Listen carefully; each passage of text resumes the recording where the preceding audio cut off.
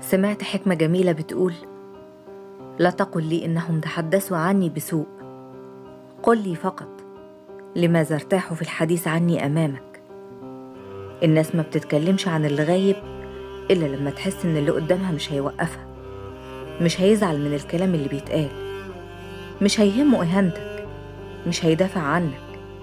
بمعنى أصح، هو عارف هو بيقول الكلام قدام مين، بيقوله وهو مطمن مرتاح إن الكلام بيتقال قدام حد ما يهموش، مش بيحبك، مش هيزعل علشانك. لو عارف إن هو بيحبك هيخاف ينطق بحرف ضدك، لأنه هيكون عارف رد فعله كويس. السكوت في الموقف ده مش أدب، السكوت هنا خيانة. في زمن الوشوش بتتبدل فيه، اللي يسمع عنك كلمة ويمررها أصعب من اللي قالها. جدودنا زمان قالوا: ما شتمك إلا اللي بلغك، يعني اللي نقلك الكلام هو أول واحد سمح بإهانتك. فما تبررليش وما تحكيليش، لأن اللي سمع وسكت وقت الغيبة وسمح بالكلام خان أكتر من اللي قال.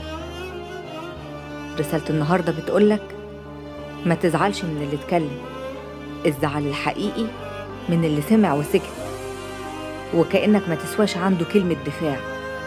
اللي سكت وهو قادر يوقف الكلام اختار يكون جزء من الإهانة، ومهما حاول يبرر، السكوت وقت الغيبة شهادة ضدك مش ليك. خلاصة الكلام: اللي ما دافعش عنك في غيابك ما يستحقش يكون موجود في حضورك.